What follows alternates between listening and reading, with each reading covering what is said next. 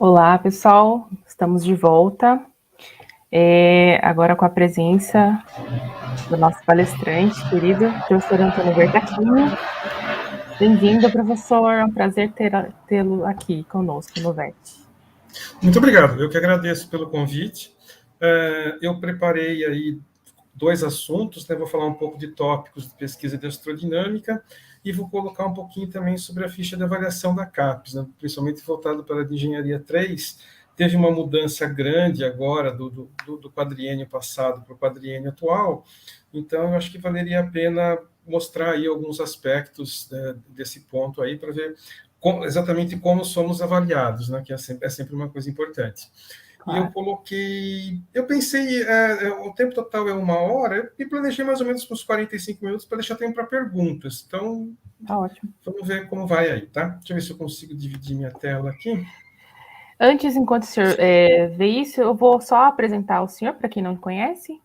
O professor Antônio Bertacchini possui graduação em Engenharia Química pela Universidade de São Paulo, é bacharel em Física pela Universidade de São Paulo também, fez mestrado em Ciências Espaciais e Mecânica Orbital pelo INPE, mestrado e doutorado em Engenharia Espacial pela University of Texas, tem experiência na área de engenharia aeroespacial, com ênfase em trajetórias espaciais, atuando principalmente em astrodinâmica, manobras orbitais, trajetórias espaciais. Também foi reconhecido como um dos pesquisadores mais citados do mundo na área de engenharia espacial. E é atualmente o coordenador, né, da pós-graduação, professor. Não, eu sou o chefe da Secretaria de Pós-Graduação. Chefe, isso mesmo. Vou compartilhar sua tela, então, se o senhor estiver pronto. Estou pronto. A minha tela está visível, o modo tela cheia? Sim, está tudo certo. Pode começar, por gentileza. Ok, então, mais uma vez, obrigado aí pelo convite, né? É sempre um prazer falar com alunos, docentes, e agora, por ficar no YouTube, é um público mais geral também, todas as pessoas têm a oportunidade de assistir, né? Então, como eu comentei, eu vou falar um pouco sobre pesquisas em astrodinâmica, vou comentar os trabalhos que meus alunos de doutorado e pós-doutorado estão desenvolvendo e que eu vejo que tem uma sequência interessante aí, e também sobre aspectos ligados à avaliação, né? Todos devem saber que a avaliação está sendo questionada na justiça devido às mudanças que ela sofreu. Eu vejo particularmente as mudanças como positivas, espero que isso tenha uma continuidade. De qualquer forma, a ficha de avaliação variou muito do quadriênio anterior para esse agora, de 2017 a 2020. Então, eu acho que vale a pena a gente detalhar um pouco mais como seriam as regras atuais, né? Então, pensando do ponto de vista, primeiro, da astrodinâmica, né, um dos tópicos que eu vejo com grande possibilidade de futuro aí é a chamada teoria das conexões funcionais, né? Essa teoria foi desenvolvida recentemente por um pesquisador italiano radicado nos Estados Unidos, Daniele Mortari, e eu tive um pós-doc, o Allan Kardec, que passou 1 ano lá com ele na bolsa BEP de pós-doutorado da FAPESP, e ele aprendeu essa teoria.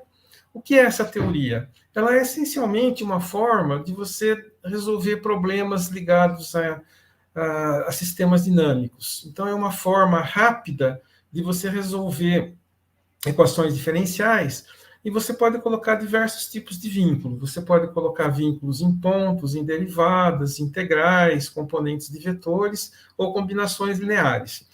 E problemas de astrodinâmica, todos eles envolvem uma equação diferencial, porque é uma equação diferencial que vai, essencialmente, descrever o movimento do seu veículo espacial.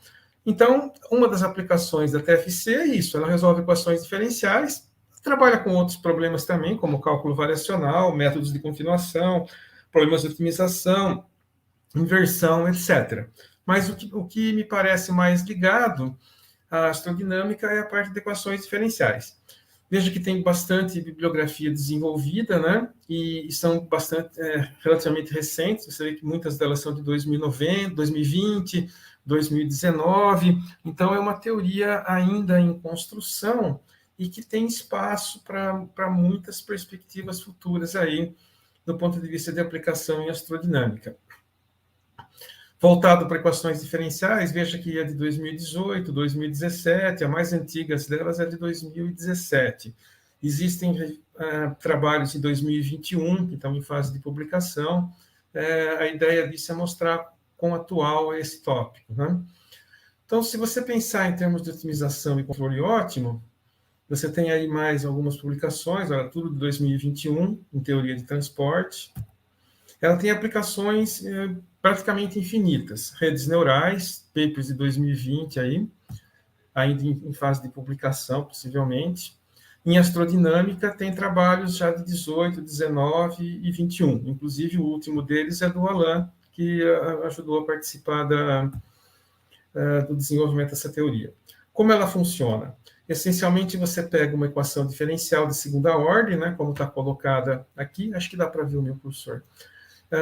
E aí você tenta resolver elas usando funções de apoio e usando G, que é uma função livre. Então, o seu objetivo vai ser encontrar funções aqui que ajudem a resolver essa equação diferencial. Eu não vou colocar muitos detalhes, porque a ideia é mais dar uma pincelada geral em tópicos e até guardar um pouco mais de tempo para avaliação, né? Mas, essencialmente, você consegue embutir as suas equações, os seus vínculos iniciais e finais, e você consegue escrever isso de uma forma como a que está aqui. Essencialmente, o que você faz é resolver uma equação diferencial. E isso tem muitas aplicações, porque você pode resolver essa equação com diversos vínculos, com rapidez, precisão, e isso faz com que você possa resolver problemas de astrodinâmica, que usualmente são expressos em equações diferenciais, que são as equações do movimento. Por exemplo, você ir de um ponto A até um ponto B, né, é uma tarefa comum em astrodinâmica. Você deseja sair de uma órbita baixa em torno da Terra e ir para uma órbita mais elevada, ou ao contrário, de uma órbita mais baixa para uma mais elevada. Você precisa fazer isso para pôr um veículo em órbita, você precisa fazer isso para tirar o veículo de órbita. Então, esses são problemas que você pode resolver utilizando essa teoria. Você também pode trabalhar com manutenção orbital. Você pode buscar formas de empuxo, formas de controle para o seu veículo, de tal forma que ele obedeça a alguma determinada regra, como, por exemplo, ter uma órbita periódica. Esse é um trabalho em andamento que está sendo desenvolvido aqui. E você também pode participar de muitas outras tarefas, né? Ela começou a ser desenvolvida em 17, aí tem o e-mail e o nome do Allan Kardec, que é a pessoa que no Brasil mais conhece isso, um dos 5, 6 que mais conhecem no mundo, porque é uma teoria nova, e ele participou do desenvolvimento dela por um ano, e é um tópico que abre muitas aplicações. Um outro tópico interessante é o tópico de manobras que envolvam a atmosfera, né? Você pode fazer muita coisa com a atmosfera. Esse tópico está sendo desenvolvido pelo Jonathan Murcia, ele acabou de ganhar o prêmio de melhor jovem pesquisador do Brasil até 35 anos, né, ofertado pelo Colóquio Brasileiro de Dinâmica Orbital. Ele vai receber esse prêmio em dezembro no evento, mas o resultado já está divulgado, né? Então, ele trabalha essencialmente com a modelagem atmosférica. Então, nessa figura, você vê, por exemplo, como está aumentando muito o número de objetos na Terra, né? E esse aumento grande de objetos faz com que você tenha que se preocupar em retirar objetos, essencialmente. Veja que você tem satélites de todos os tamanhos, né? Pequenos satélites é um assunto certamente muito discutido aqui no evento. Esse, por exemplo, é um satélite pequeno. E você pode utilizar forças gravitacionais para derrubá-lo. E você pode utilizar isso também em constelações. Esse é um exemplo de uma constelação de 90 CubeSats de tamanho 3U, né, numa inclinação de 52 graus, altitude de 400 quilômetros. Em algum momento, após o fim da vida útil, você vai ter que descartar esses satélites. Então, técnicas que usam a atmosfera fazem isso. Você pode calcular a probabilidade de colisões, você pode calcular distâncias de aproximação entre eles, né? Incluindo o efeito da atmosfera, que é uma coisa que preocupa, você tem que saber o quanto vai mudar a probabilidade de colisão. E uma das coisas que o Jonathan conseguiu fazer usando essas teorias foi prever a queda da estação da China, né? Ele conseguiu um dos melhores resultados aí. Por que ele decai? Porque ele vai passando próximo da atmosfera, a atmosfera gera atrito, ela tira energia e o satélite decai. Então, decaimento de estações espaciais ou de veículos pequenos, eu acho que são tópicos de interesse de pesquisa. Você pode usar também a atmosfera para mudar a inclinação de uma órbita, né? Mudança de inclinação é um tópico sempre custoso, com gasto de energia bastante elevado. Então, você pode, ao passar pela atmosfera, direcionar painéis ou coisas assim para para você fazer com que haja uma mudança de inclinação utilizando a força da atmosfera. Aqui tem um gráfico que mostra o quanto você consegue mudar os delta-Vs que você consegue obter a partir da atmosfera, usando a combinação de lift e drag, né? Numa manobra aeroassistida, por exemplo, para capturar de volta um veículo que volte para a Terra, ou capturar em Marte, isso já foi utilizado também, você pode usar a atmosfera. Você vê que as trajetórias mudam conforme a altitude que você passa, você tem um efeito maior ou menor de atmosfera. Essa aqui é uma forma de medir isso, né? Ela depende da razão área sobre massa. Então, em função da altitude e da área sobre massa, você consegue descobrir qual é o ΔV que a sua atmosfera está fornecendo para o seu veículo e consegue descobrir se ele vai colidir, se ele vai escapar ou se ele será capturado pelo corpo que possui atmosfera. Um outro estudo interessante que foi feito, que saiu nessa revista Advanced Space Research, é você usar a rotação de um CubeSat para você acelerar o decaimento, né? Existe uma regra de 25 anos que você tem que seguir, então você precisa, após 25 anos do final da vida útil do seu satélite, você precisa tirá-lo de órbita para que ele não se transforme num lixo espacial, né? E uma das formas de fazer isso, que foi mostrada nesse artigo aí, é que se você aumentar a velocidade angular, você consegue um aumento no coeficiente médio de drag, e com isso você decai ele mais rápido. Veja que um veículo que levaria quase 50 anos para cair, caiu em menos de 40, utilizando esse expediente de você girá-lo para aumentar o coeficiente.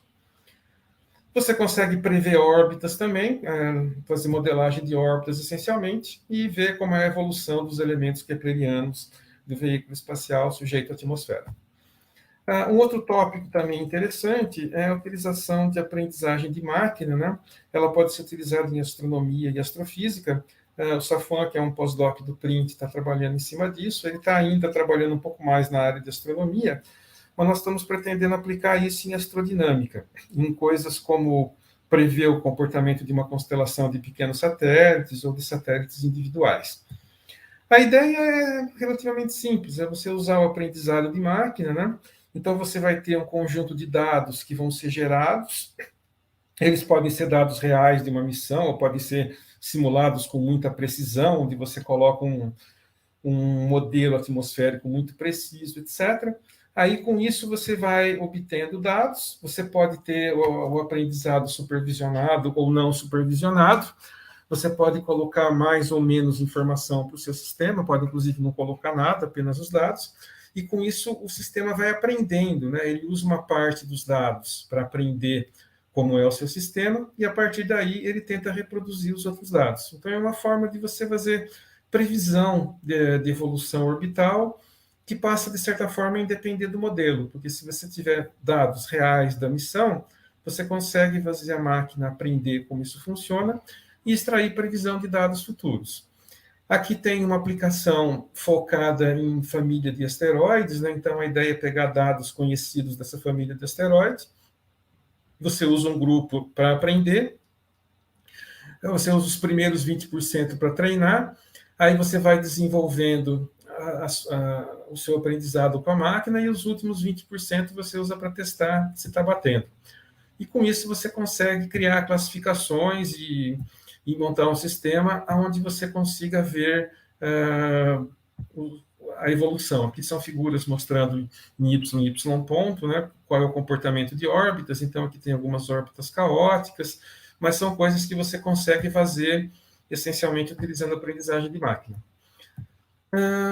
Aqui tem trajetórias, né? Você consegue prever trajetórias também. Aqui você está prevendo a trajetória de um veículo espacial em torno de um corpo não esférico, em torno de um asteroide aqui meio deformado, né?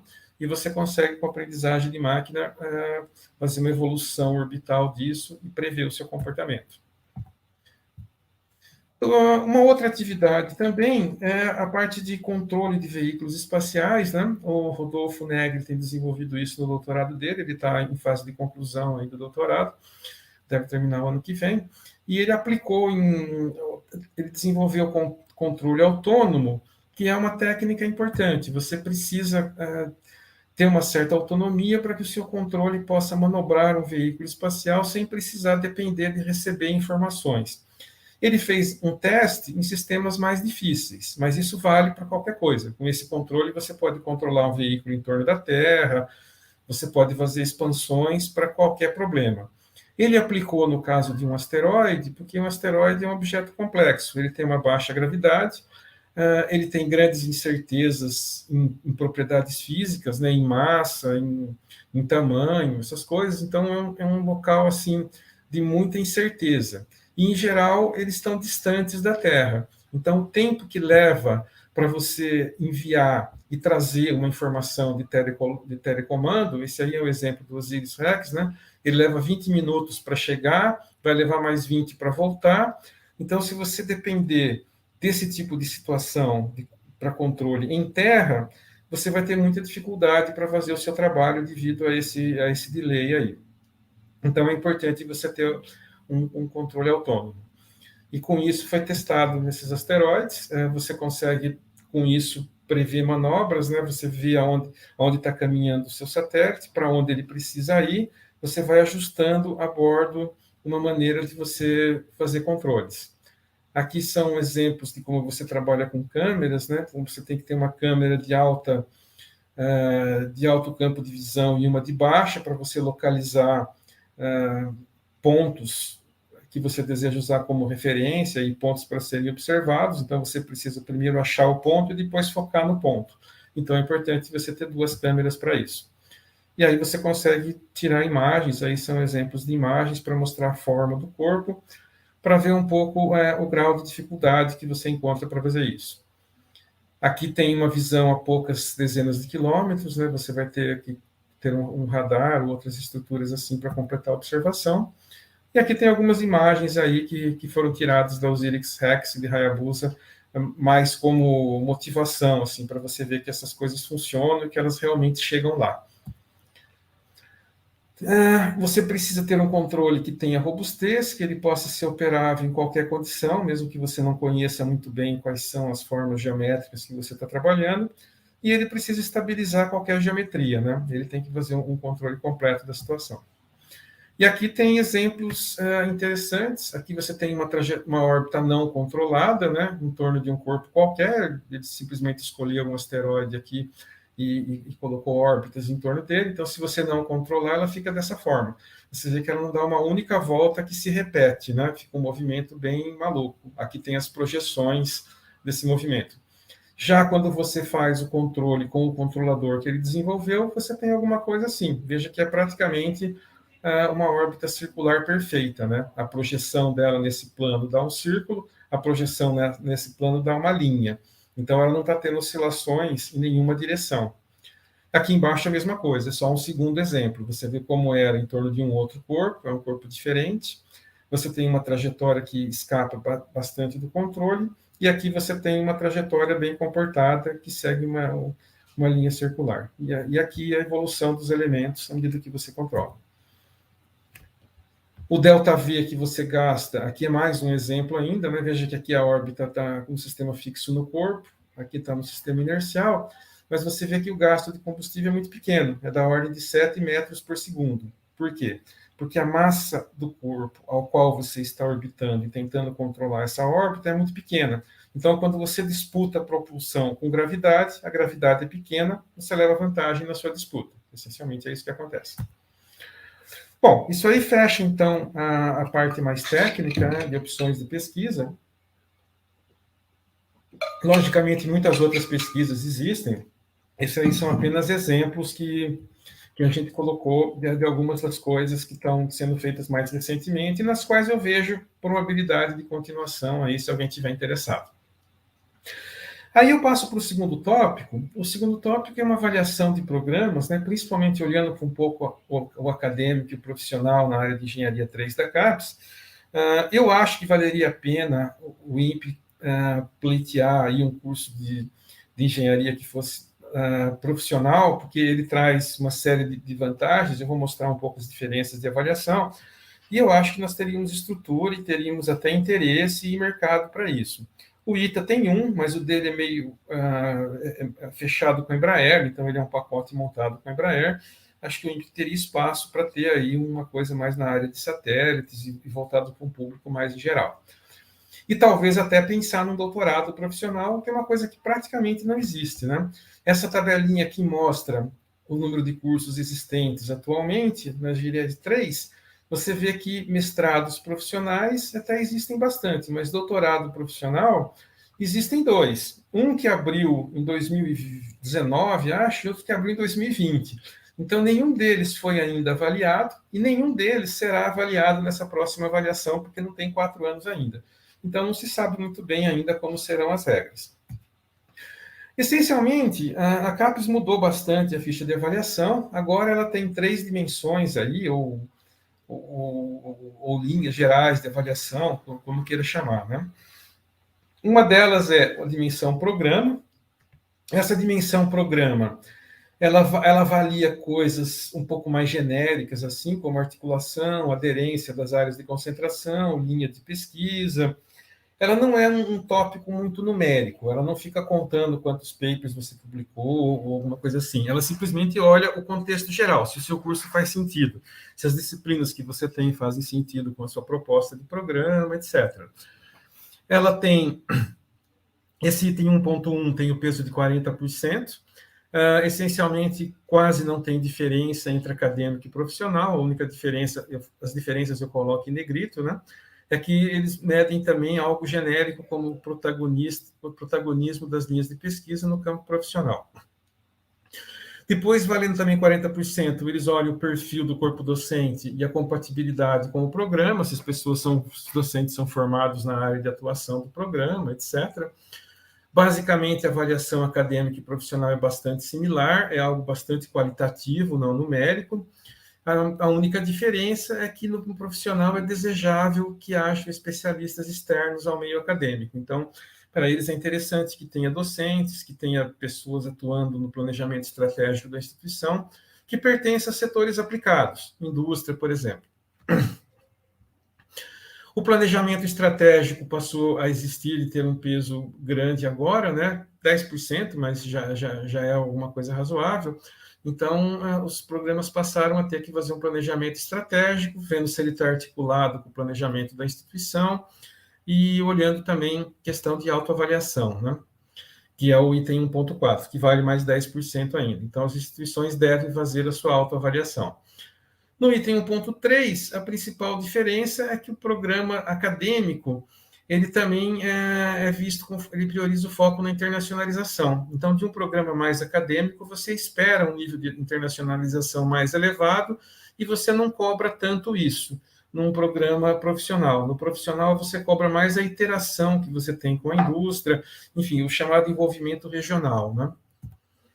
Isso aí fecharia o item 1, que não tem muita polêmica, nem muita diferença, e eles olham também, no acadêmico, eles olham mais a produção intelectual, no profissional, eles olham mais a produção técnico-científica resultante das dissertações ou equivalentes, ou seja, eles olham se você desenvolveu produtos, muitas das coisas que foram apresentadas aqui, certamente teriam um perfil mais de profissional do que de acadêmico, são coisas mais aplicadas. No segundo item, é o segundo item formação. Aqui você começa a ter um pouco mais de predominância quantitativa, digamos assim.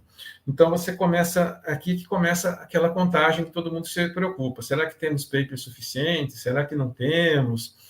Então, essa avaliação ela é um pouco mais numérica agora. No acadêmico e no profissional, existem algumas diferenças. Então, por exemplo, o item 2.1, a engenharia 3, esses itens são fixados pela CAPES e comuns para todas as áreas. A forma como você mede, que é a segunda e a terceira coluna, e os pesos que você coloca para cada quesito, elas são atribuições da área avaliativa. Então, essa primeira coluna é para todo mundo, essas duas é para engenharias 3. As outras têm diferenças e têm diferenças significativas muitas vezes. Então, no acadêmico, por exemplo, você mede como você vai medir qualidade de testes, né? Existe a questão de você ser muito qualitativo ou não ser, ou muito quantitativo. Então, alguns cursos, quando chega por aqui, algumas áreas avaliativas, aliás, elas fazem a chamada avaliação em 3 níveis, né? Elas fazem uma avaliação grossa, com tudo que foi produzido pelo curso. Uma segunda nota vai aparecer para os primeiros 20% ou 25% melhores produções do curso, e depois você pega só o topo superior, para você poder avaliar. A ideia é você medir, você fazer com que o curso tenha quantidade, mas também tenha qualidade, que a quantidade não substitua a qualidade. Então, por exemplo, no acadêmico, o curso vai indicar 7 teses ou dissertações e você vai ter uma análise mais detalhada disso, ou seja, a CAPES vai olhar e ler essas teses, ela não vai ver apenas se elas tiveram publicações ou não. Então, essa é chamada avaliação mais de qualidade, digamos assim. No mais, nessa primeira página não existem muitas diferenças, né, entre profissional e acadêmico. Você vai olhar a diversidade das instituições das bancas. Bancas avaliadoras é uma coisa que se tem olhado, é um item importante, né? É bom que você tenha uma maioria que tenha um alto nível de citação, que tenha índice H no Scopus elevado a 5 ou 6, ou alguma coisa assim, e que ela seja diversa, que seja de várias instituições, ou seja, é preciso evitar que as bancas sejam muito similares entre si. Na parte de qualidade dos discentes e egressos, aí é onde pesa bastante a atuação dos alunos, né? Como é que isso é avaliado? Bom, a produção discente, você faz uma média genérica aqui. Essa média é pelos extratos. Então, você tem o Qualis divide as publicações em A1, A2, A3, A4, B1, B2, B3, B4. Então, o que você faz agora, antes você pegava o total. Agora, para os discentes, o que eles estão fazendo é pegar a primeira publicação, no sentido de a melhor, no sentido de qualis, ninguém lê o trabalho para dizer que é melhor, mas eles pegam o primeiro trabalho com base no qualis de cada aluno, e daí eles pegam os 50% dos melhores artigos que tem lá para avaliar e despreza os outros. Por quê? É para você poder abrir espaço. Se você tem alguém que atua numa área muito tecnológica e isso não está gerando artigos, mas eventualmente outras coisas, se você tiver outros que estejam gerando bons papers, isso compensa. Então, você não é mais avaliado por todos os trabalhos que os alunos produzem, mas você pega o melhor de cada aluno. Então, do ponto de vista de avaliação da CAPES, não adianta você ter 10 trabalhos A2, se alguém tiver um trabalho A1, ele vai ficar na sua frente do ponto de vista do curso. E você vai pegar só os 50% melhores, então você descarta os outros 50%.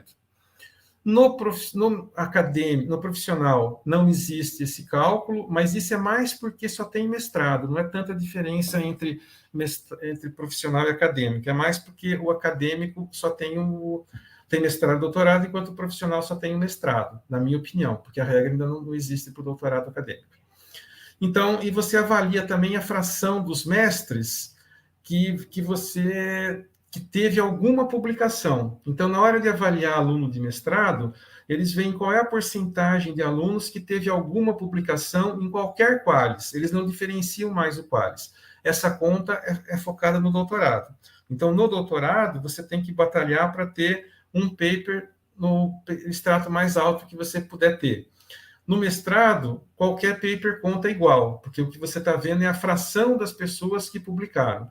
E eles consideram também congressos que eles considerem de relevância, que é um conceito meio duro. No profissional, como só tem mestrado, esse item tem 40% do peso e não tem aquela participação que tem no doutorado. Programas só com mestrado são avaliados pela regra do mestrado, e os que têm doutorado e mestrado são avaliados pela regra mais complexa. Você avalia também egressos, né? Então, aqui vem aquela chamada avaliação mais de quantidade, mais de qualidade do que de quantidade. O curso vai ter que listar 2 egressos de sucesso para cada um desses períodos aqui marcados, né? 2006, 2010, 2011, 2015, 2016, 2020. Então, o programa vai dizer, olha, nesse período, meus 2 egressos que eu considero de maior sucesso são esses. Nesse outro período, são esses. O que é egresso de sucesso? Não tem uma definição clara. Mas eles dão algumas dicas. Por exemplo, alguém que se formou e que hoje é bolsista PQ ou DT, alguém que recebeu prêmios associados aos seus trabalhos, alguém que tem índice H elevado no Scopus ou Web of Science, que tenha orientações de mestrado e doutorado premiadas, com reconhecimento nacional e internacional, que tenha desenvolvido produtos com patentes, enfim, que ocupe cargos públicos ou na iniciativa privada de importância, que seja presidente de empresas, que tenha criado empresas ou coisas assim. Tudo isso conta, né, tanto na parte tecnológica como acadêmica. Mas não tem uma receita, não tem uma pontuação. Você não olha para essa ficha e fala, bom, se eu tiver alguém que foi presidente de uma companhia, vai valer 5 pontos. Não existe isso, é meio qualitativo. Por isso que é baseado em pouco. Não dá. A pós-graduação tem hoje, entre docentes e discentes, cerca de 400 mil pessoas. Então, é impossível alguém avaliar isso para todo mundo. Então, você avalia só o chamado caso de sucesso. Então, o que um discente pode fazer é ter sucesso para colaborar com o curso, digamos assim, seguindo essas regras ou outras. Você também avalia a qualidade de atividades de pesquisa do corpo docente. O corpo docente é avaliado também por regras similares, né? Para o mestrado acadêmico, você avalia aspectos envolvendo projetos com organizações externas, desenvolvimento de tecnologias.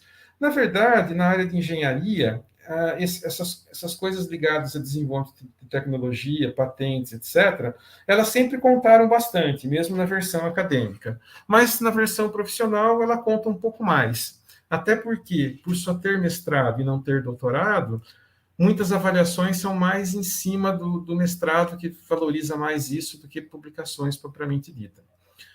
Os docentes também são avaliados com essa média aqui, né, a produção docente, só que agora não é mais a produção docente total. Cada docente tem que listar, eles vão pegar os 4 melhores artigos de cada docente ao longo do quadriênio.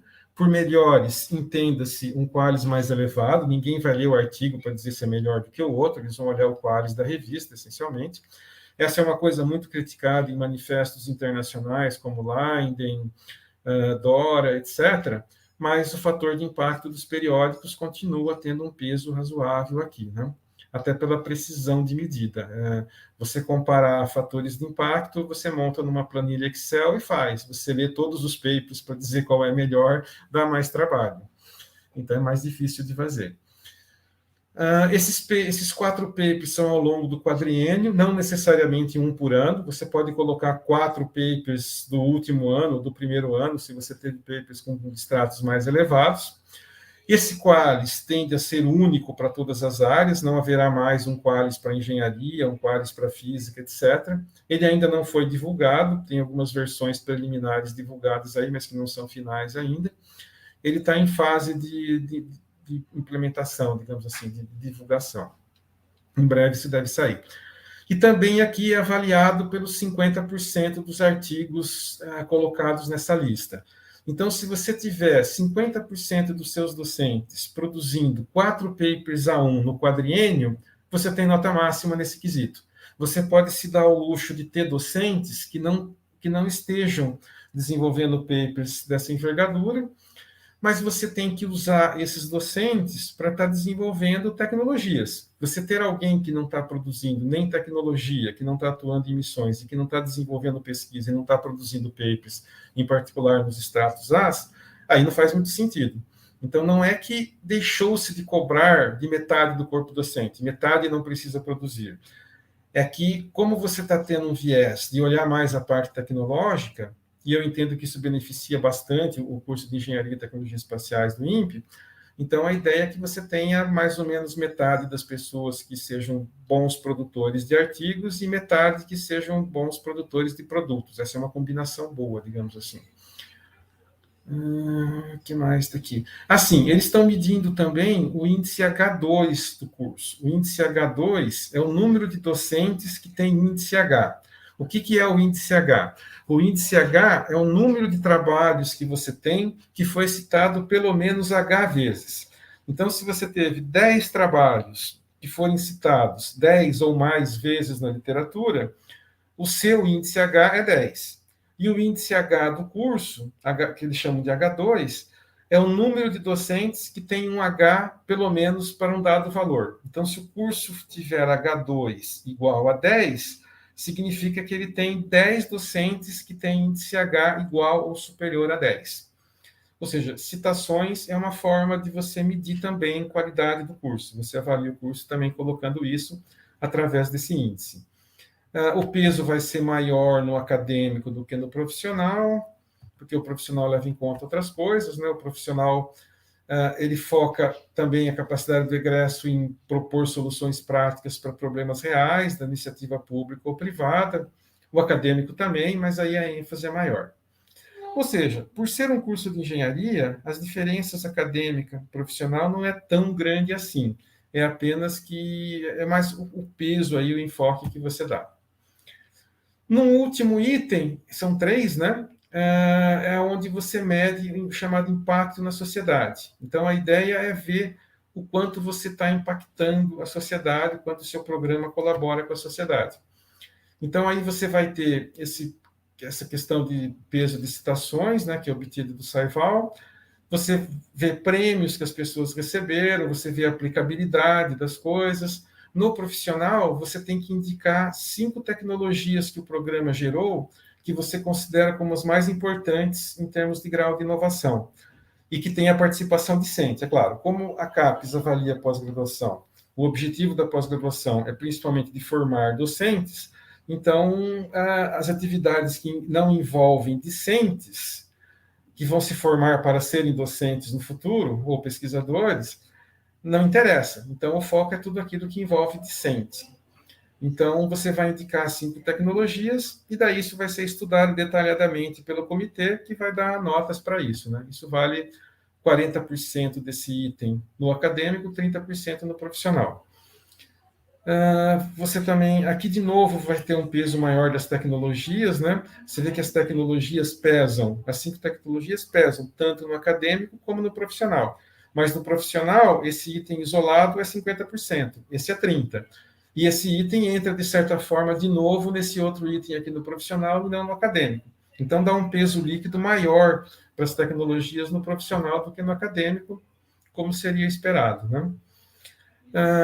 O que eles medem nesses impactos econômicos? Tudo. Patentes, softwares e aplicativos desenvolvidos que têm utilização pública, né? Se você fizer um software para você usar na sua casa, ele não tem impacto social nenhum. Se você fizer um software que o mercado usa, ou que a universidade usa, ou que alguém usa para alguma coisa, então ele tem um valor importante.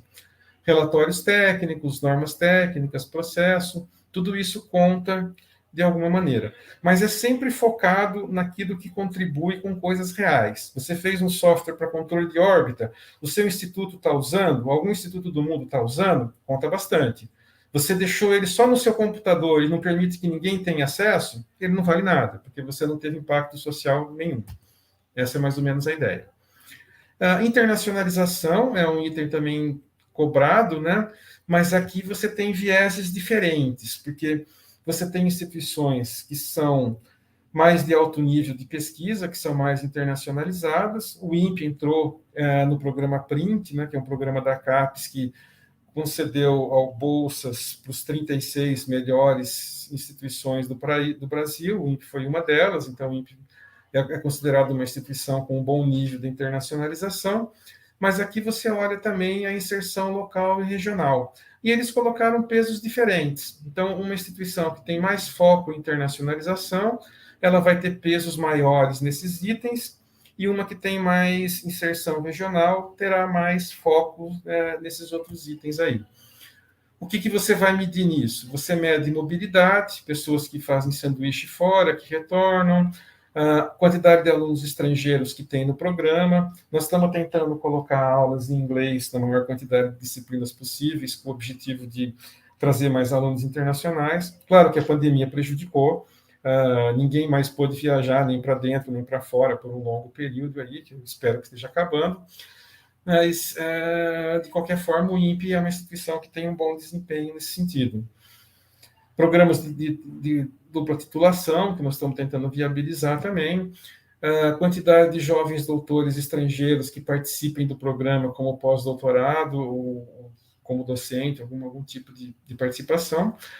Na questão de inserção regional, é medido se você nucleou novos negócios, se você criou empresas, polos tecnológicos, se você apoiou indústrias públicas ou privadas a se desenvolverem de alguma maneira. Organização de eventos é uma coisa importante, seja local, nacional ou internacional. Recursos humanos para atuação local, se as pessoas que você formou trabalham na região. Existem rankings internacionais que medem isso, por exemplo, para saber se você está colaborando ou não com a sua região do ponto de vista da economia. Itens que contam bastante no acadêmico, se você coordena ou participa de redes de pesquisa, né, se você tem projetos de pesquisa em rede de alguma forma. Sempre que você fala em projeto de pesquisa, você fala em projeto de pesquisa com financiamento de agências de fomento. Por quê? Eu posso sentar aqui por 5 minutos e criar 10 projetos de pesquisa. Basta colocar um título, uma introdução e um objetivo, nunca submeti para ninguém, eu tenho 10 projetos de pesquisa. Numa avaliação, isso não vale nada, porque não tem crivo externo. Se você submeteu e ganhou um projeto na FAPESP ou no CNPq, então isso passou por um crivo. E em fase de poucos recursos, o crivo é mais pesado. Então, se você faz parte de um projeto temático ou tem um projeto individual de pesquisa na FAPESP, é porque você foi avaliado e o seu trabalho foi considerado como bom. Então, é importante ter isso em mente. Projetos de pesquisas valorizam o curso? Valorizam, se tiverem fontes de financiamento. Se elas não tiverem fontes de financiamento, ela não passou por nenhum crivo. Para fins de avaliação, ela não conta nada. Ela pode ser importante individualmente, a discussão não é se é importante ou não, é se ela conta ou não para avaliação, pelo menos dentro do meu escopo aqui. Obviamente, prêmios, distinções, etc., são coisas que contam bastante. Eles avaliam também a visibilidade, né, a qualidade da página eletrônica, mas são itens assim difíceis de você dizer vale muito ponto ou não. Mas o fato é que ter uma equipe que monte uma boa página, que coloque as informações claras, que mostre os destaques do programa é muito importante. Eu fiz depois uma rápida revisão, né, qual seria os docentes ideais, né? Então, essencialmente, o docente ideal de um programa acadêmico seria aquele que tem 4 papers a 1 por quadriênio, mas é lógico que precisa levar em conta também o número de alunos, né? Porque a nota do docente é baseada em 4 papers, mas a nota do discente é a quantidade de discentes que teve produção no mestrado e melhor paper de cada aluno no doutorado. Então, se você tiver 4 papers no ano, mas você teve 10 alunos, a sua nota ficou alta, mas você fez com que a nota dos seus alunos fosse baixa, porque menos da metade deles tiveram papers. Que mais? É importante ter um índice H-Scopus elevado. A minha estimativa é maior do que 12. Eu acho que os maiores que 12 colaboram. Aparentemente, a média para se obter nota 5 aí nesse item vai ser em torno de 11 ou 12, pelos primeiros números, né? É importante que o docente obtenha recursos em projetos externos, porque eles contam também. Então, se você disputar e ganhar projetos na FAPESP, no CNPq, na CAPES, etc., isso conta ponto. Divulgação científica é uma coisa que conta ponto, cursos de extensão contam ponto, são coisas importantes aí. Prêmios, honrarias, etc., são coisas interessantes também. É importante que o docente crie egressos de sucesso, ou seja, ele tem que ganhar as coisas e ele tem que criar pessoas que ganhem as coisas. Não adianta ele produzir muito e todos os seus egressos não produzirem nada. Pior ainda se ele não produzir nada e formar egressos que não produzem nada também, em qualquer um dos itens listados aí, seja de tecnologia ou seja de produção acadêmica. É importante ser internacionalizado, que participe da organização de eventos internacionais, faça parte de comitês e associações científicas, palestras convidadas. Ser docente em universidades do exterior é uma coisa que ajuda. Isso já está mais ao alcance agora no mundo online, né? Antes era difícil. Ter bolsa PQ e DT no maior nível possível é importante. Atrair pós-doutorados brasileiros e estrangeiros, organizar eventos, etc. Mas lembrando que a produção contabilizada é sempre aquela que tem a presença de discentes, Não adianta você ser um docente muito bom, você se tranca nessa sala, você faz 10 papers por ano, mas não tem coautores nem internacionais e nem discentes. O H12 é baseado na avaliação de meio termo, né? Não dá para prever o número exato que vai ser o melhor. Acho que isso aqui eu já comentei. Para os discentes, o que seria importante para os discentes fazerem? Seria importante que eles atuassem em projetos, que eles tivessem, que os doutores, doutorandos ou egresso de doutorado tenham um paper, se possível, A1 relativo à sua tese, para entrar nessa contabilidade, né? Se ele for mestrando, que ele tenha um paper com qualquer qualis ou congressos internacionais que eles considerem de qualidade. Isso é um pouco mais dúbio, eu acho que eu seria um pouco mais rigoroso e colocaria ter um paper numa revista com qualis, qualquer que seja ele. Desenvolver tecnologias com patentes, obter prêmios, fazer estágio de doutoramento no exterior, se você conseguir. Claro que o ano passado isso ficou muito difícil, corte de recursos, pandemia, etc. Então, não está muito fácil de fazer isso. Bom, aqui é mais um resumo disso mesmo. Eu acho que essencialmente era essa mensagem aí. O que eu queria era mostrar as diferenças de planejamento para um programa acadêmico e um profissional, né? Está dando acho que 47 minutos aqui, que é mais ou menos o que eu estimei em fazer. Então, assim, aqui tem uma rápida sugestão, né? Se você tiver, por exemplo, cerca de 30 docentes no seu curso, eu sugeriria que 20 deles tivessem uma produção elevada, tipo uma paper A1 por ano, 4 no quadriênio, e que seus alunos tivessem 1 a 1, pelo menos metade dos seus discentes. Eu coloquei um pouquinho mais de 50% para dar uma margem de folga, porque esses números sempre tendem a subir, né? Esses 20 docentes mais acadêmicos deveriam ter um índice H2, H maior do que 12, para gerar um H2 do curso mais elevado, né? Que tenham bolsas PQ e DT. E você tem espaço, principalmente pelas regras atuais, para você ter jovens docentes, que são aqueles que ainda não têm um número de citações mais elevado. Situação varia com idade, né? Ele é igual a idade, ele só cresce, né? Então, os mais jovens têm mais dificuldades em ter isso. Mas você tem espaço para manter jovens docentes para adquirir experiência e ser o futuro da organização, de certa forma, né? E você teria espaço para ter uns 7 ou 8 discentes que fossem aí com um nível mais tecnológico, né? Que gerassem bons produtos, em particular no caso do INPE, que gerem missões, etc. E com isso você consegue obter uma boa avaliação aí. Você chega no 5 e depois do 5 você consegue disputar aí o 6 ou 7, que para nós no momento é meio difícil. A gente ainda está brigando para tentar chegar no 5. Eu acho que essencialmente era isso. Acho que eu posso vou até interromper aqui o compartilhamento para poder voltar a enxergar todo mundo, né?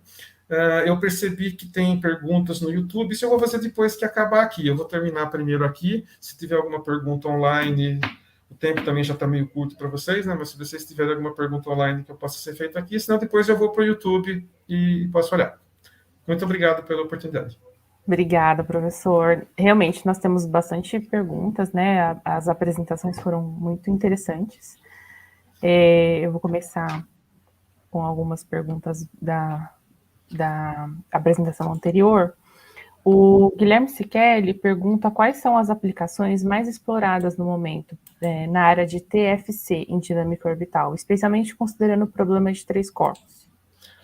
Oi, Guilherme, tudo bem? Na verdade, do ponto de vista de TFC, o que a gente está fazendo agora é calcular manobras de baixo empuxo para manter órbitas periódicas. Esse é o nosso trabalho do momento. Então, você pode pegar, por exemplo, um sistema de 3 corpos e você pode colocar, sei lá, Terra, Lua e um veículo espacial, ou um asteroide duplo, ou qualquer coisa assim, e aí você pode buscar órbitas periódicas, por exemplo, em torno deles. Como não vão existir muitas, você pode programar empuxo, controle a ser aplicado, para que elas sejam tornadas em periódicas. Então, essa é uma das coisas que a gente está fazendo, por exemplo.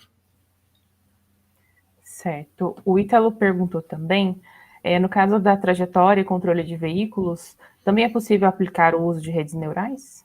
Sim, é possível. Eu, particularmente, não tenho muita experiência nisso, mas eu tenho outros alunos que já atuaram alguma coisa. Você pode colocar uma rede neural para treinar ela. É um pouco na linha do machine learning, né? De você treinar uma ferramenta computacional para que depois ele faça esse controle. É possível, sim. Certo. O Gabriel também menciona, né, que você comentou brevemente sobre as órbitas caóticas, em que condições essas órbitas acontecem? Elas acontecem quando você tem um sistema dinâmico que é muito sensível a pequenas variações. Então, por exemplo, se você está numa órbita em torno de um asteroide que tem uma gravidade muito fraca, se você tiver uma perturbação pequenininha, essa perturbação pequenininha vai gerar um efeito muito grande na sua trajetória ao longo do tempo. Então, órbitas caóticas estão sempre associadas a sistemas dinâmicos sensíveis e instáveis. Se você tiver um veículo espacial em torno de um ponto de massa como a Terra, você não vai ter esse problema, porque é uma única força dominando e as coisas acontecem de forma natural. Quando você tem um sistema muito complexo, que pequenas variações, um pouquinho mais de pressão de radiação que você tenha agindo no seu satélite já vai aumentar muito o efeito na sua órbita, é quando acontece isso. Certo. O Ítalo fez agora, sobre a outra apresentação, né, fez uma outra pergunta, perguntando a interação do INPE com outras universidades também é considerada nessa avaliação da CAPES? E, se sim, quais seriam essas interações? Também, porque veja que, por exemplo, trabalho de pesquisa em rede é uma coisa que conta. Então, se você estiver desenvolvendo projetos em conjunto com outras universidades, em particular do exterior, são coisas que contam bastante. Além do fato óbvio de que quanto mais colaboração você tem, mais produção você tem. Então, mesmo que você não meça com quem você colaborou, se você tiver muitos parceiros, você vai ter mais papers, você vai ter mais produtos, você vai ter mais tudo, né? A união faz a força. Então, ela conta indiretamente, porque vai aumentar os seus números de produção acadêmica e produção tecnológica, e conta porque eles também olham se você tem atuação em rede, em projetos em comum. E na internacionalização, se for parcerias internacionais. E aproveitando essa pergunta, né, eu gostaria de fazer também uma pergunta. Como o senhor vê, né, o INPE diante dessa nova avaliação? Qual seria a perspectiva, né, para a próxima avaliação? Bom, eu acho que as regras mudaram, elas mudaram de forma a nos favorecer bastante. Então, nesse sentido, eu acho que, ao ser avaliado por essas regras e não pelas anteriores, nós temos um viés de melhora. Mas é difícil mensurar, porque todos os outros cursos também fizeram isso, né? E isso é um comparativo. Então, assim, você olhar para a produção de um curso e dizer a nota não dá, porque ela não é absoluta. Você não precisa acertar todas as questões da prova para tirar 10, você tem que ser melhor que os outros para tirar 10. Então, tem que ver o quanto essa linha vai subir. Mas eu vejo que as regras novas são razões de otimismo para nós. Tá certo. Então, eu agradeço novamente, professor, pela sua palestra. É muito interessante, né, os assuntos que o senhor abordou. Realmente, ficaram algumas perguntas, né, sem resposta no YouTube, se o senhor puder fazer essa gentileza. Só vou tomar uma aguinha e vou para lá. Tá bom, muito obrigada, então, novamente, professor, pela sua participação. Obrigado pela oportunidade.